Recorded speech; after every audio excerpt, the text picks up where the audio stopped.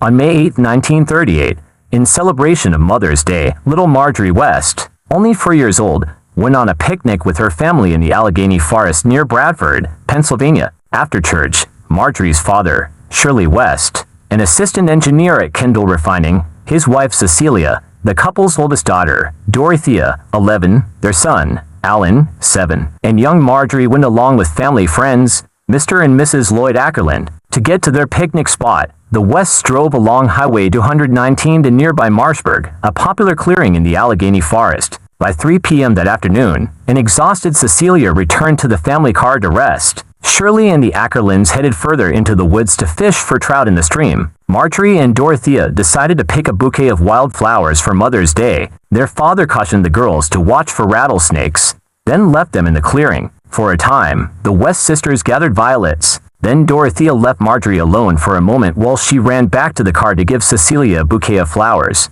When she returned, Marjorie was gone. The Wests and their friends combed the clearing and woods where the girls had been picking flowers, but to no avail. Most groups stayed to search for the lost child, while others drove to the nearest phone, which was 7 miles away in the small town of Kane. Only then were the police alerted. Initially, the police assumed little Marjorie was purposely hiding from her sister. One of her favorite games was hide-and-seek, but the little girl with curly red hair never came out of hiding. The police then theorized that Marjorie wandered off and was lost in the woods. Allegheny Woods was a dangerous place. There were bears and rattlesnakes. In addition, the ground was dotted with hundreds of abandoned oil wells, remnants of the 1870s petroleum industry that boomed in the area, and there was the fast-moving stream. The police searched the area but could find no trace of the missing girl. They needed more boots on the ground. Roughly 200 volunteers from the local moose and elk lodges joined a group of people from the Citizen Conservation Corps to look for little Marjorie, even though, as the local newspaper reported, all available flashlights in the city were pressed into service. The search was called off when it got too dark to see. The next morning on Monday, 500 volunteers arrived to search the forest for the missing child. Many of them called into work so they could help locate Marjorie. With each passing day, more volunteers assisted in the search. On Wednesday, Hugh Ryan, the mayor of Bradford, issued a plea for 1,000 volunteers. More than 2,500 showed up. On Thursday, the owners and managers of several of western Pennsylvania's oil fields did the unprecedented. They gave their workers the day off to help in the search. Hundreds of volunteers walked every square inch of the Allegheny Forest, an arm's length apart from each other. They scoured the tangled underbrush, killed rattlesnakes, shined their lights into abandoned wells and mine shafts, and searched an end along the stream. On May 10th, 2 days after Marjorie West disappeared, police bloodhounds from New York were brought in. 2 local newspapers reported that the bloodhounds located Marjorie scent and followed it half a mile up a mountain to a cabin with its door nailed shut. The cabin was thoroughly searched, but yielded no clues as to the child's whereabouts. Years later, however, descendants of the West family presented a different account of the bloodhounds' activities.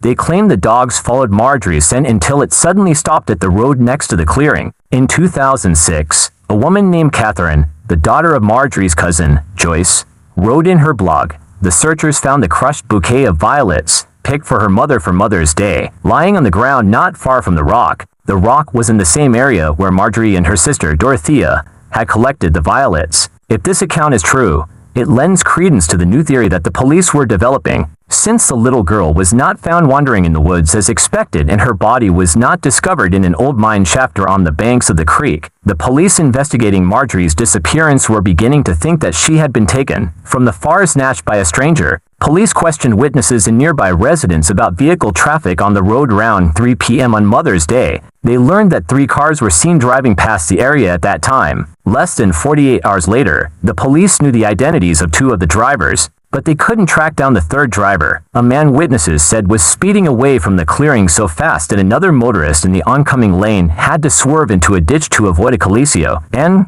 they could only learn that the unidentified man was driving a Plymouth sedan. Marjorie West's disappearance occurred just 6 years after the highly publicized kidnapping of the Lindbergh baby. The infant son of famed aviator Charles Lindbergh had been kidnapped from his crib by someone demanding a ransom for the child's return. At the time, the Lindbergh kidnapping was the biggest news story, and the latest developments were splashed on the front pages of newspapers every day. While there were twists and turns in the case of the Lindbergh kidnapping, there was one undeniable outcome of this incident. People across America became aware that strangers could abduct children with nefarious intent. The outcomes of the Lineberg kidnapping and the disappearance of Marjorie West differ greatly, but these two events rank as the two most highly publicized missing children's cases. With the biggest manhunts in the first half of the 20th century, both events helped to raise awareness about child abduction and set the stage for the stranger danger era to come. So, what happened to Marjorie West? The answer is, we don't know. No evidence had been found and the case has never been solved. As one unnamed volunteer later said,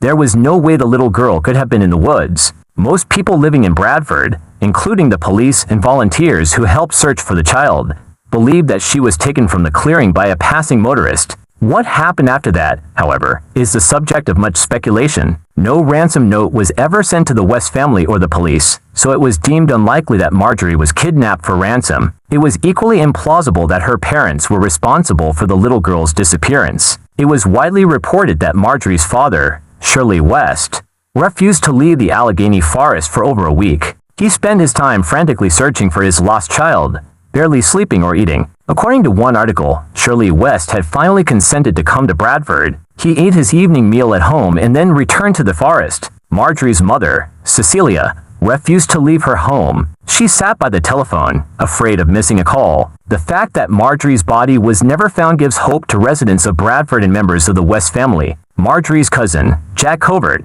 gave an interview shortly before his recent death. She could still be living, he said, but she's probably not around here. Many people echo his sentiments. The police investigated the child's disappearance for about 6 years. However, the local police, FBI, and the National Center for Missing and Exploited Children continue to collect tips regarding the Marjorie West case to this day. Two of Marjorie's cousins consented to have DNA cheek swabs collected from them and sent to the crime lab at the National Center for Missing and Exploited Children in 2012. So far, there have been no hits connected to them. Marjorie's relatives continue to publicize her story, hoping someone will come forward with the information they need. I remember listening to my grandmother tell me stories about Marjorie and the sadness she felt for leaving her sister alone for those few moments, wrote Angel, the granddaughter of Marjorie's sister Dorothea West. My grandmother held on to her feeling of responsibility until her passing 2 years ago. Marjorie's cousin, Joyce's daughter, Catherine, maintains the family's blog. My grandfather searched for weeks,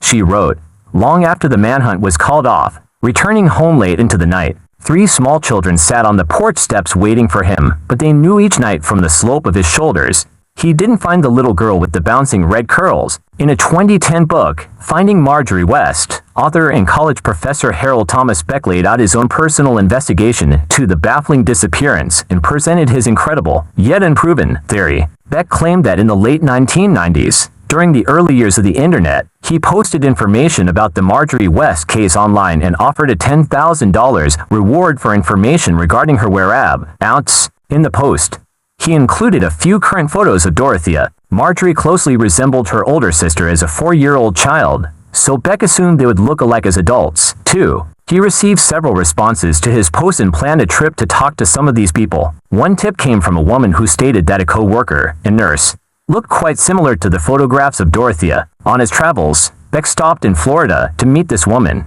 He agreed that the nurse looked a lot like Dorothea, but the woman later identified as Sylvia Waldrop London was adamant that she was not the missing Marjorie. Several years later, in 2005, Beck recounted that Sylvia London reached out to him again. By this time, she had returned to her childhood home, a family farm in North Carolina, to tend to her ailing mother. She invited Beck to meet her there. Sylvia shared with Beck that her mother had made a deathbed confession. According to the mother's story, her husband Sylvia's father spent the winter of 1938 working in a refinery in Bradford. He planned to return to the farm in the spring to plant his crops. As the story went, Beck learned that on Mother's Day, the man drove past the Allegheny forest on his way to North Carolina when a little girl darted into the road. He was unable to stop and struck the child with his car. The little girl was unconscious, and the man noted that no one was around. Quickly, he put the child in the back seat of his car, intent on taking her to the closest hospital. A short time later, the child regained consciousness and seemed fine. Then, the man had an idea. According to his wife's deathbed confession, the man knew that Mother's Day was particularly rough on his wife. The couple's only child, a daughter, died during delivery just months ago. The birth was a difficult one and the couple had been told that they may not be able to have more children. So, the man brought little Marjorie home with him and presented her to his wife. They raised the child as their own. Apparently, a few years after this incident, the man was drafted into the military and sent to fight in World War II.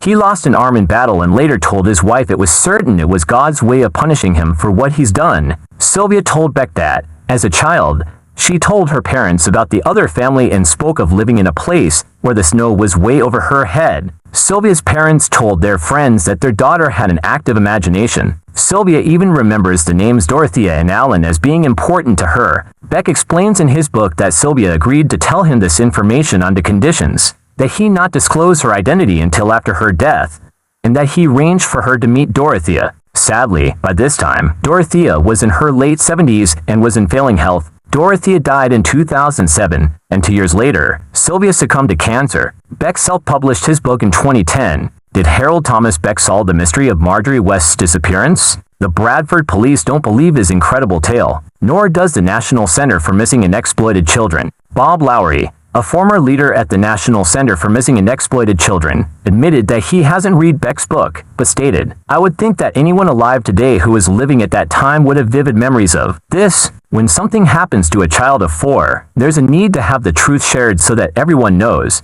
As for Beck, he is sticking by his story. "There's no question, it's her," he added. Naturally, many people have questioned why Beck hasn't taken his information to the authorities. To this, Beck asks, what is it going to accomplish? One family is dead, and the other has been living under a set of circumstances they believe to be true. The mother and father were considered good people in the community. Even though Sylvia Waldrop London is gone, she has a daughter. Her DNA could be compared to the DNA cheek swabs from Marjorie West's relatives that are on file at the National Center for Missing and Exploited Children. That would conclusively answer the question. Either this DNA analysis hasn't yet been done for whatever reason, nor it has, and one or both families have chosen not to make the results public.